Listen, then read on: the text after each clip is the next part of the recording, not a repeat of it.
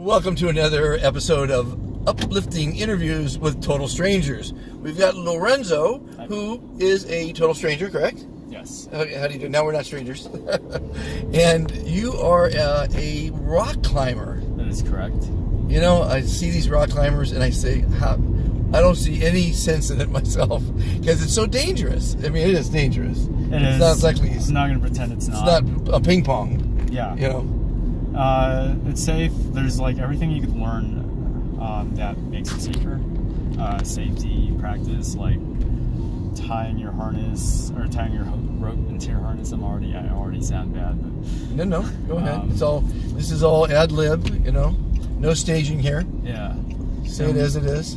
Like I was saying earlier, there's different forms of climbing, and the one I'm doing right now is bouldering, which boulders, these rocks outside, range from about 10 feet to 60 feet. High balls around 20 to 30 feet, where if you fall, you'll probably injure yourself if you fall wrong, but we have crash pads that we lay on the floor, and that's what we fall on. Usually indoor boulders. Oh, indoor boulders, Yeah. That's where actually I'm coming from. Yeah.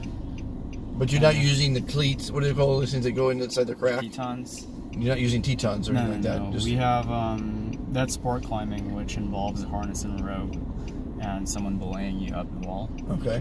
So we already have bolts. We have bolted routes. Okay, We gotcha. could clip our quick draws in, tie the ropes in, and like ascend up to the bolts. The anchors up top. And it's a whole... But if inside the gym, sorry to interrupt, and it's the same, you're doing the same thing over and over again, though, aren't you? Or is it exercise that you're doing this for? Or, because you know the routes already, if it's indoors. Oh, but this indoors, is just practice. They change the routes indoors quite frequently. Oh, okay. One wall could last a month before they change it, and there's, I think, 8 or 9 walls in that gym right now. Oh, so that makes sense. All these problems, there's a bunch of problems there. We call them problems, routes, whatever. Right. Yeah, you're free to just do them. There's they vary. Their difficulties vary, and the way we grade them is V0, V1, V2. Like V0 being the easiest. Okay. And usually gyms range up to V12s. Okay. So each grade involves different technique. Like the higher you go, it's more advanced technique, where you're using more body tension, you're using more finger strength, finger power on like smaller holds, and there's a whole broad terminology for climbing, like crimps being the small holds, jugs being the big holds, slopers being the boob-shaped holds, and So walk us through your climb today. What happened? I was coming from a 3-day trip, actually, climbing outside in different areas, horse slats. The Angeles National Forest, right up Pasadena. Okay. It's really pretty place. A bunch of greenery and very aesthetically pleasing. Second day was Black Mountain, even better. How many people went? It was my friend Axel from Utah and Selena from San Francisco. They were like my first climbing friends, and they came over and was like, I gotta come out with you guys. Took those days off, and we had fun. Memorial Day climb. Mm-hmm. Okay. Black Mountain was beautiful. We were above the clouds. Really? Yeah. That high, huh? Yeah. It's a gorgeous area, and then ended that trip at Malibu Creek, where we did some sport climbing on one route over and over, because it was so crowded that we couldn't get on any other walls. It was pretty cool. What do you call those guys that climb without any ropes on these? If they fall, they die. Yeah, they're a free soloist. What do you think about those guys? They're awesome. They're awesome. Are they crazy? Yeah. I mean, obviously it's a thrill to live, but they're risking their life. Yeah, the longer I've been climbing, like the more I understand it. There's like a whole system behind it. It's running that route with a rope over and over times over, just to memorize each move. And once you memorize each move, it's like really embedded in your head. So they're not doing something they haven't done before. Yeah, you don't have to think about it, to the point where you don't have to think about it. Okay, so I was in the impression that they were climbing something they hadn't been on before. So when they're doing it like that, they know exactly the route. Say Alex Honnold, the most popular free soloist, most recognized, he did El Cab, which is 3,000 feet.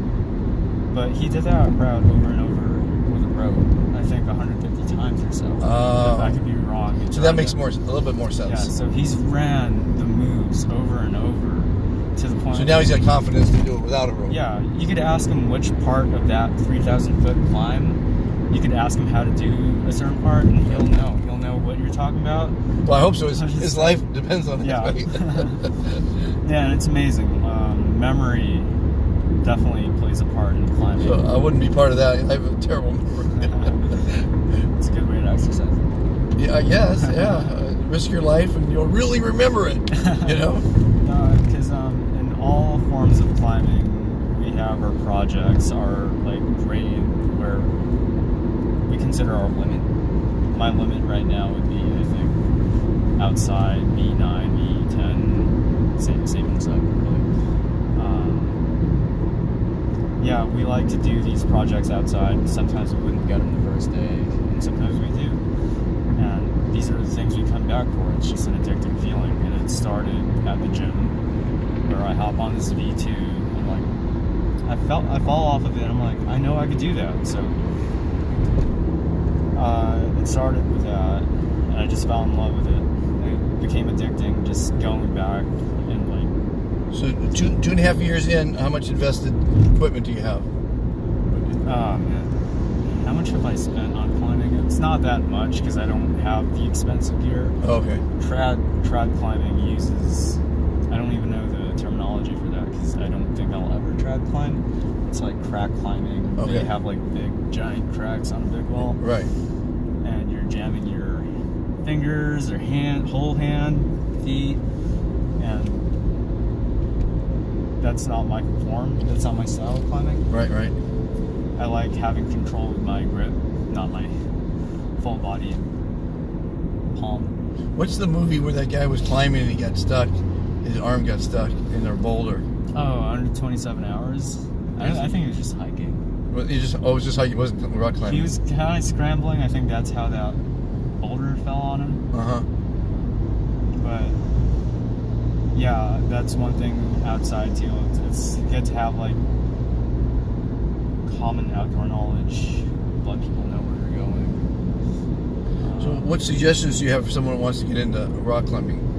Try out a gym indoors, and it's the best way to go because you meet the right people. A typical gym day goes, you meet someone and you become friends with them. The next thing you know, you guys are outside together. That's for me at least. It's not. I try to be friendly with new people just to like give a good impression. But we're getting a lot of people coming in that aren't very educated in outdoor etiquette, which is important. Like, don't leave your trash, don't tag on rocks, don't just leave nature as is. Right. I actually came from Alvin Creek Memorial Day, and there was a shit ton of people, a lot of families having a picnic, and when the sun went down, the park cleared up, and there's a bunch of trash left, plastic. There's even diapers in there, and you'd see people's crap, like literal crap that's covered in toilet paper, and they put a rock on top of the toilet paper just so. Well, I live in the marina, and people walk their dogs and don't clean them up after. And literally, it'll be right next to a dispenser that has the bag to pick it up. Right. Their dog will crap right next to the dispenser, and they won't pick it up. It's like it's beneath them to clean up their dog mess or something. I don't know what the logic is. It's like nobody's business. It's terrible. People, clean up your messes. Yeah. Don't litter. Listen to this guy. It's not that hard. I mean, it's harder to care, and And it's just good to make the harder choice. Yeah. It's good practice for life, you know. Just drilling to not live so easily. Right. So what do you do for a living? I cook. You cook? Yeah. Wonderful. Yeah. My last name's Cook. Nice. And I'm doing a cooking show. Do you cook? I'm doing a cooking show. What? You're going to be part of my cooking show. Yeah, I guess so. So yeah, cooking is well, that's how my wife won me over. You know, she is a gourmet cook from France, and I met her up in Mammoth. She had a restaurant up there. And, Nice. I've been eating pretty darn good for the last 36 years. Is there a restaurant still operating? No. Now it's just, I'm her restaurant. I have a private cook. It's fun. Yeah, where do you cook at? Right now, Pit Fire in North Hollywood. Okay. Just jumping around. It's a long story, but been to 12 different kitchens now. I've done some fine dining, some fast food, everything. What's your dream to do career-wise? I have to make this and climbing work. Cooking and climbing? Yeah, and There's a website for you. the schedules conflict so terribly. Yeah. Because usually food service hours are messed up, really messed up. Well, I'm a serial entrepreneur, so I love creating things, and you've got two great loves, cooking and climbing. You need to combine them to do like a book, a cooking climbing book. Right. It's something that you can own. See, I like people to own something for themselves at the end of the day. Yeah. Not work for people, you know. Yeah, I'm definitely working towards that. I'm coming up with ideas of rolling up to crags or climbing areas, and showing up with a flat grill and cook for people. And yeah, the thing is, not everyone's carrying cash these days. Or a cooking kit for climbers. I like when things run cooking things. They buy the whole or rent the whole thing for the day in the climb, and it comes with all the ingredients, and they rent it from you. That would be kind of a cool thing. Yeah. Cooking climbing kits. Cooking climbing kits. It's got a nice ring to it. Yeah. You know, you got this Coleman grill, and you got all the ingredients, and you get the recipe book, and you know, you get the bottle of wine, and they take that kit with them and go climbing. Yeah. Oh, it's not bad. Yeah. It's true. Like roll up to a crag and like hikers. I like that idea. It's not bad. Just thinking like having a table, grill. You have the whole thing packaged in a little, you know, rolling that they can roll behind them so they don't have to carry it. Yeah. You know, 2 wheels, just like and then they drag it behind them, put their backpack on it as well. Yep. And disassemble it, put the little table up, and go to town and have a gourmet meal. Right. I was saying just having, it's like a mini pop-up restaurant. It's a pop-up restaurant, exactly. But outside. So I'd have my jars of hummus on it. You know, all your recipes, you know, you're creating recipes, right? Yeah. I make the best guacamole you've ever had. And if you go to my website, ilovesos.org, yeah, if you remember that, and SOS. the SOS show, which is one of the shows like this, and the first episode is I reveal my famous recipe for guacamole. Oh, lemon. You have lemon in there? You can throw a little lemon in there. I don't put too much. I guess I put a squeeze of lemon. Yeah. We're on left here, right? West. Yep. Actually, east.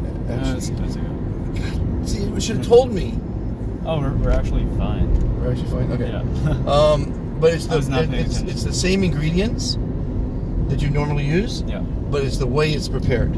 I actually use the avocado shell as the measuring cup. Yeah. For the proportions. Oh, cool. For the onion, the tomato, the cilantro, the jalapeno. So you just fill that up? Yeah, but it's the way you prepare the avocado is very important. And I don't want to reveal it here. You have to go to ilovesos.org, the SOS show, first episode, and you're going to see the best guacamole recipe ever. I'm looking forward to that. That actually gives me an idea on my outdoor pop-up kitchen. It's a no-brainer because you can pick up probably all you can get sponsors even. Yeah. You can Coleman to sponsor it, all kind of different sponsors. Yeah. Because it's advertising for them. And people are going to be renting it, not buying it. So that's even better because more people are going to see that particular sponsor. You can get the food sponsors. You can get. That's what I have on my show. Lots of food sponsors. And how did you get started? In life, my mother slept with my father. That's how I got started. That's a fine start. No, but no, I was orphaned at 9, and had a pretty tough childhood, and just made a way for myself, and just tried a million different things because I have no fear of failure. So, but I really truly believe that whatever you want to do, you can do. Right. But you have to do it. No one's going to do it for you. Yeah, people have this. People look up to famous athletes, celebrities, and kind of think, I can never be that. It's like you got to consider everyone starts somewhere. Right. Everybody starts somewhere, and I for sure wasn't holding on to like tiny holds with one hand on my first day of climbing. Right. It's just consistency of like whatever you love doing. If you truly love doing it and you want to get better, just keep doing it. If you like making videos on YouTube, just pump out a lot of videos. You don't have to worry about the viewers right away. You're not gonna get viewers right away unless you have good connections already. You have like you're just established, your network's established. But if you want to get your name out there, it's just like the best way to do is start somewhere. So it sounds like you're talking to myself, because if you start watching my interviews, you'll see these are the same things I say, the exact same things. So you got it together. Most people don't get it together until they're 50 years old. Man, you got it going on. It's good. Yeah, I feel lucky. I'll never take it for granted. It's the climbing community. It's a club. You belong to a club. Not a club, just people. You see regular. But they have climbing clubs, though. Not that I know of. Really? I might start one. You should start a climbing club, a cooking climbing club. Oh, that'd be sick. You have to be a cook. You have to be a climber. Right. And you have to something with the letter C. You have to be a Charlie, a Clarice. But no, it's I'm sure there's climbing clubs. I mean, singles climbing clubs. All kind of climbing clubs, but doesn't mean that there's not room for more, and especially if you mix the cooking aspect in it. Because every climb, you have to, every member each time brings their favorite recipe, almost like a potluck. All the climbers are going to bring a certain thing for the climb, and you videotape it, and you show all the fun everyone's having. Right. Have fun. Yeah. Every day, have fun. If you don't have fun in life, if you don't look forward to your next climb or your next cooking. Yeah, that's one thing that threw me off in my progression. I'm trying to progress in the advanced level of climbing, and at the beginning of this year, my buddy and I were like, let's be professional climbers at the end of the year. And I was like, yeah, let's do it. It's totally possible. And we thought like we could get sponsored this year. We had this like mad idea we'll get sponsored this year, but now it's like we're halfway through the year, and like let's be real. Well, how do you become a professional?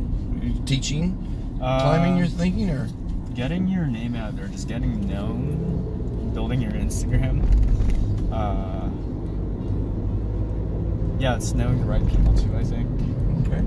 Just having a solid, you just got to know the right people. Well, I think and you have to be strong. I think the answer is a cooking climbing club, right? Yeah. And then you start building your kit. Yeah. The cooking climbing club kit.